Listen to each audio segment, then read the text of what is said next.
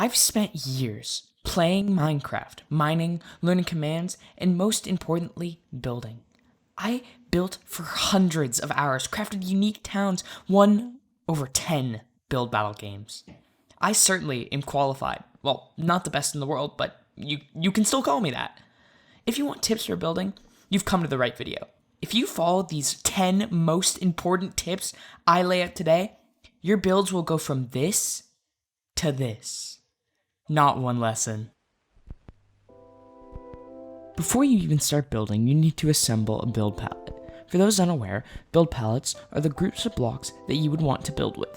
Don't build with only one type of block. Even if the shape and detail is good, it detracts from the look of whatever you're building. Remember to keep blocks distinct, but not too different where they don't go together. I generally like to build with different types of wood and stone, so I'll be using that in this video. Shape. Shape is great for laying out the base of your build. It's important that you don't follow a simple box design. You want to keep it fresh and not an eyesore. If you take a look at these two buildings, the one with a more distinct shape stands out. That's why I like to change up the shape with everything I build.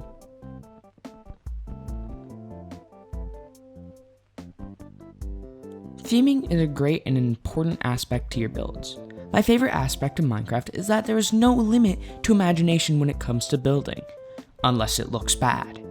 You want to set aside areas of your world for consistent theming. For example, a haunted house doesn't look good in a city area, but a contained building looks great. Sometimes you can even mix and mash themes and pull it off, but this is a difficult task. Start simple, merge blocks that you would see together, but not necessarily on opposite sides of the world. Starting the build is a difficult process for many. I often find myself getting distracted or thinking so far ahead of the build I end up building something else completely. When you start a build, keep it simple. And I mean simple. I often place one block and call it a day to not get sidetracked. That way I can accomplish my building quota for the day without going too overboard. Be careful, because sometimes your imagination can get a little ahead of yourself and you might even place 2 blocks. Functionality. When you finish your build, ask yourself, what purpose does it serve? Well, if it's just pure fun, burn it, blow it up. If the build isn't a house for living or even a farm, you don't need it. TNT is an abundant resource, especially when you get your mind out of the gutter and build a working creeper farm, Logan. When you finish your build, you're not actually done. You're just beginning the area surrounding your build. Attempt to make a neighborhood or even a farming district. Expand. Never keep your ideas stuck to one area. Instead, terraform the area around it to get a fresh start and work out from there.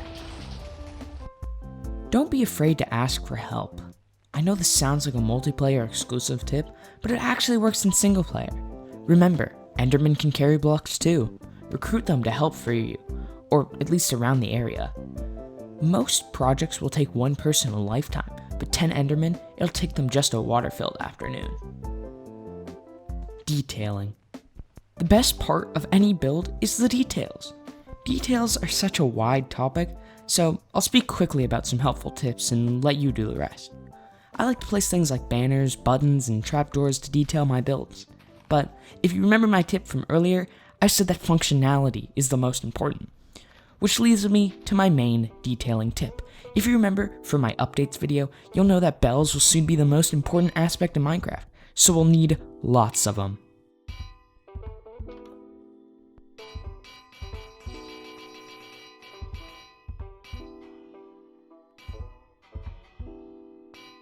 You did it. You finally finished your build. Now it's time to admire it. It's totally normal to spend time looking at your build and admiring its beauty. Some say shaders bring out the best part of a build, but what I think really brings out the builds is tears. Truly crying over the beauty of your build is enough to get hundreds, nay, thousands of clicks on YouTube. Lastly, although it's hard, you need to know when to walk away from your builds. Whether it be moving to a new area or deleting the save file, you know when a build has ran its course and you should start anew. If you follow all these tips, you may eventually end up with something amazing. Maybe even something like this.